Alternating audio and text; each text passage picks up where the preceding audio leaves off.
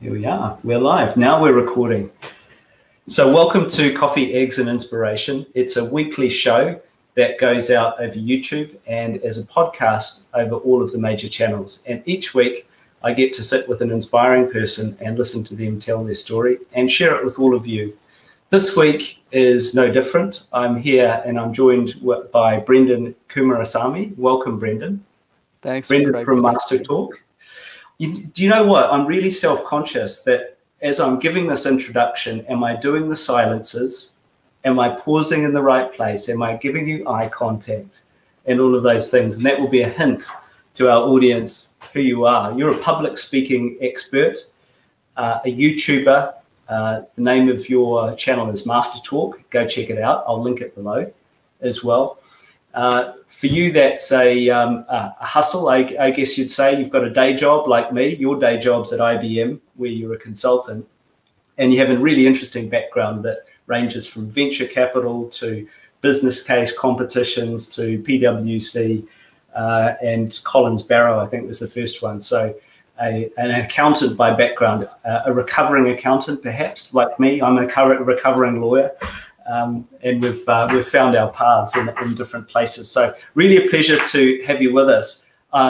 Keen to understand, to start with, Brenden, how you got into it, because it is a side hustle for you. How did you get into public speaking, keynote speaking, and doing what you're doing now? Yeah, absolutely correct.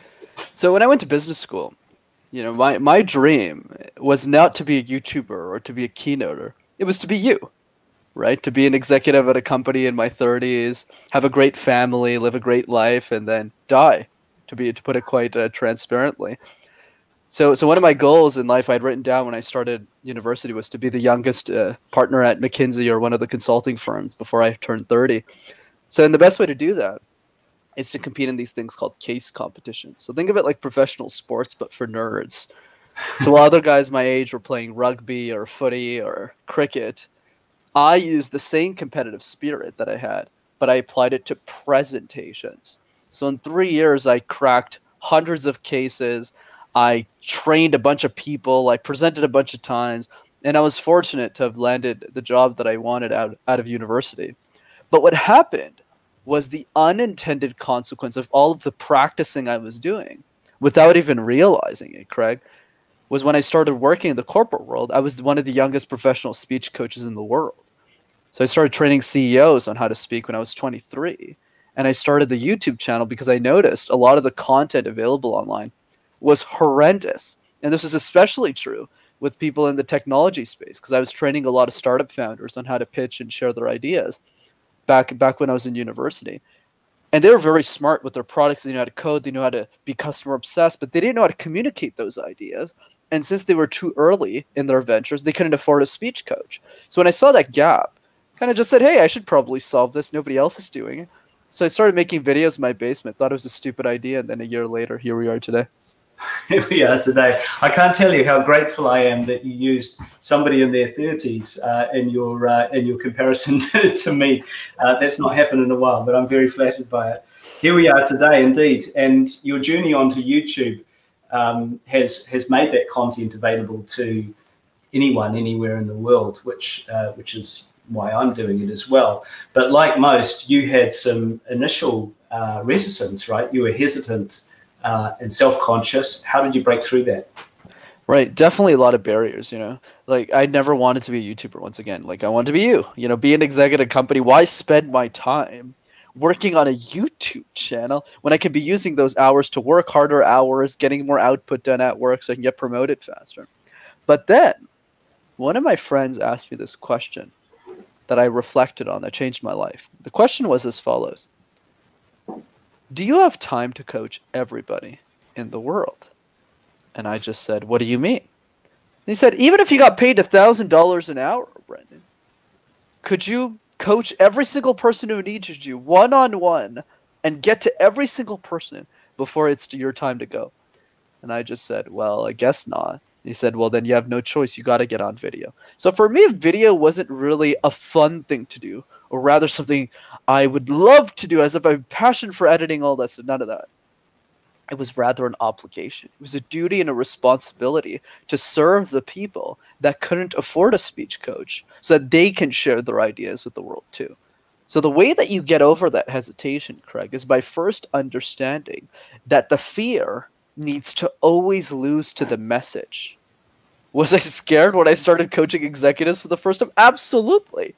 Especially with people with your stature, I was like, wow, they're asking me to coach them? Like, this makes no sense. So where does that confidence come from? That confidence comes from two areas. One is preparation. Have you prepared enough times to be an expert in the subject? And the second part is having a belief system in what you want to do. If you believe in that world and you have a point of view on how the world should be, it's that belief system that guides you to post the videos, to present the keynotes, and to get the ideas out there. Well, it comes through really strongly, I have to say, in your content, and it's well worth its nice sort of pithy videos, 3 tips, 5 tips here and there. The fear needs to lose to the message. I love that. I've written that down. I'm going to steal it with pride, if I may. Please. But you sort of punched through the barrier. Tell me a little bit about your YouTube setup, because a lot of people think, okay, once they get through that sort of self-consciousness barrier, think, oh, well, but I can't do it because I haven't got a massively expensive camera and lighting and etc. What have you got? Right. So when I started YouTube, I started with the following: my phone, and that's it. That was it. I just sat on a couch that's literally right over there. And I took I think it was, I don't even know what it's called anymore. It's like those things you put a phone on and you can like move them around. A tripod, that's it. So it was like a $25 tripod. I was still a broke student in January 2019 when I started the channel, because I only started working at IBM 3 or 4 months later. And I got my first paycheck and I was like, wow, what happened? My life is completely transformed. But until that moment, I was still broke like any other person in university. So that's how I started. That was my setup for the first 9 months of Master Talk. Week in, week out, I would take the same phone, I would move it around and just present. And then after I got better on camera, and I'd saved up a lot of money from my corporate gig, I was able to transfer a lot of that wealth into the channel. I got lucky. One of my best friends is world class at video, so now he handles all my production, does everything for me. So I can't really comment too much on what the setup is, so I don't really know. But I think the key idea is it's more about getting started. The challenge with YouTube isn't actually posting consistently. It's to post the first time. Like with the first video that I posted, it took me 3 weeks to post it because I was so scared. Because when I compared that performance, which sounded something like this, hey guys, so yeah, today for Master, versus when because I was keynoting at that time and I was seeing my presentations and I was doing really well. And I was comparing that with my videos and I was like, I cannot put this out. But you need to put it out. That's the challenge. And then when you overcome that hump, it's much easier to create. I totally agree. That was my experience as well. And actually, I've still got my earliest videos on my channel. If you look back, I mean, I'm terrible today. You should have seen me back then. You know, it was absolutely awful. But you're right. The punching through the barrier and posting the first one is the key thing. I do mine on a smartphone as well, not at the moment, obviously, because we're in COVID sort of lockdown conditions, but still today, I just use a smartphone. I'm doggedly determined to stay with that because I want to demonstrate how accessible it can be. Let's talk about some of the tips that you've and techniques, and you've got lots of content. So I would encourage you, if you're watching this, go afterwards or during and have a look at Brenden's channel and dive into it a bit. Can you give us the 2-minute version, the elevator pitch? What are your top tips for public speaking, Brenden? Absolutely. So I'll give you the easiest one that I actually don't talk about a lot of my videos that you can implement for the rest of your life. And I call it the puzzle method. So think of public speaking like a jigsaw puzzle. You know those 1,000-piece puzzles you do with your family, especially now since you don't really have anything better to do? So if I asked you, Craig, as you're working on these puzzles, which pieces do you start with first and why? Well, the edge pieces generally, because they're easy to identify and it sort of gives you a framing for the picture. Absolutely. You're absolutely right. You start with the corners. The question we need to ask ourselves in public speaking is, why don't we do that? We have a presentation a couple of days at work or at school. So what do? We shove a bunch of content in. In other words, we start with the middle pieces first. We get to the presentation on Friday. We get to the last slide of that presentation, and it sounds something like this. Yeah, so thanks. And that's 97% of all of the presentations in the world. So to master the public speaking puzzle, you need to treat it like one. Start with the corner pieces first. Practice your introduction 50 to 100 times.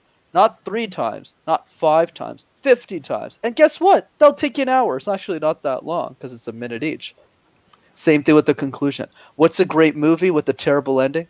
A terrible movie. So same thing, 50 to 100 times. You'll have practiced 2 hours in total, and you'll have given the best introduction conclusion that you had in your life. And then with that confidence, you'll say, wow, I'm really good at this public speaking thing. Then tackle the middle. What a great tip. I've not had that tip before, but I'm going to take that on board with the keynotes that I do. Fantastic. Start with the edge pieces. Love it. What do you think are the differences? Obviously, we're filming this. You're in Canada. I'm in London. Not London, Canada. London, UK. Yeah. And this is our norm. Right. Well, yeah. This is our norm these days, right? We're not talking to big audiences, or maybe we are even bigger audiences in some cases, but we're doing it virtually. How has that changed the art of public speaking in your view? Absolutely. So the way we can think about this, Craig, is that the difference between the online world and the in-person one is this idea of gauging your audience's reaction. So let's say I'm in London and I'm giving your family, your group of friends a workshop on communication. And I say a joke. 2 things will happen. 1, you'll either laugh at the joke and say, man, Brenden's such a funny guy. Or more likely, number 2, you'll look at me and you'll go, oh boy, this guy is not funny. Why is he telling jokes? But either way, I can gauge your reaction in real time because I'm right in front of you. So if I'm not funny, I can adapt. I don't have that luxury in the online world, which means the same joke I need to say with the same level of positivity, the same level of enthusiasm and energy, and assume it's funny. What do I mean by this? Even in this very conversation we're having, Craig, one-on-one, I have no clue how you're reacting to me. Why? Because I'm not looking at you. I'm looking at the camera lens to give the illusion that I'm looking at you for those who are watching. So if you have 20 people on a Zoom call with like mini screens and half of them are turned off, well, you can't really gauge anything. So how do you fix this? You fix this by doing 2 things. 1 is imagining the perfect in-person audience. So let's say when I started podcasting the first time, it's really bizarre, right? Because a stranger is asking you questions about your life and you're sitting there like, whoa, who is this guy? But then over time, as you get more and more positive feedback, what happens is your mindset, the interaction, your belief of who the audience is changes dramatically. So it goes from, oh, I don't really know who Craig is to, wow, Craig is putting a lot of effort into this podcast. He has such a hectic day job, but he's still taking time out of his busy schedule to meet a lot of inspiring leaders. I'm going to assume that Craig is a great person. So that's how I'm speaking to now, as if I already know you. But that doesn't start that way. It's a belief system that eventually becomes true as you develop. And then the second tip is pretty simple. Just get a bunch of people on a Zoom call and have them criticize every part of your presentation, from the way that you're dressed to the way that you speak and what you say. Right, good feedback. And please, in the comments, do give us feedback on this one as well. I'd love to read them, at least in hindsight. The other thing I hear often, and I'd like to give you the last word to end on this, is that people find public speaking absolutely mortifying, nerve-wracking. In fact, I think I read a study once that in order of the most feared things, I think death was number 2 behind public speaking. So for those out there who feel crushed by the thought of public speaking, how do they punch through those nerves? What's your advice to them? Right. So the first thing we need to understand about the fear of public speaking is that it's definitely there, but the reason it's there is because of how we frame the problem. So let's say, for example, we think about everything that we've done in presentations our whole life. Well, let's break this down really quickly. Almost 100% of them were mandatory, We don't wake up one morning and say, hey, you want to get some coffee and eggs, Craig? And then instead of doing some inspiration, you want to do presentations instead? Nobody says that except maybe me. Number two, in those classroom presentations, you never get to pick the topic. You're always listening to students who don't want to be there. And you're always getting coached by teachers who are very stressed. So they don't have time to coach you one-on-one. It's no wonder that we hate public speaking. But if we change that frame from a fear to a way to make a difference, you'll be successful. And the question you need to ask yourself to get from A to B is the following. How would the world change if you were an exceptional communicator? And by answering that question, you'll slowly realize, as you spend more time reflecting on it, that public speaking has very little to do with presentations. It's everything that you do. It's the interactions you have with the people that you love. It's the way that you get milk after work. It's the way that you date. It's the way that you negotiate deals. It's every interaction. And when you learn that it is, then you'll start to want to master it and see the benefits yourself. Wow. So it's everything we are and how we communicate with everyone around us every day in every hour of the day. I love that framing. It's been a pleasure. It's felt like a compressed masterclass in public speaking. I already do a lot of it, and I've learned tons just in the 16 or so minutes we've been talking. Brenden from Master Talk, I really appreciate you joining me. Thank you so much. Likewise.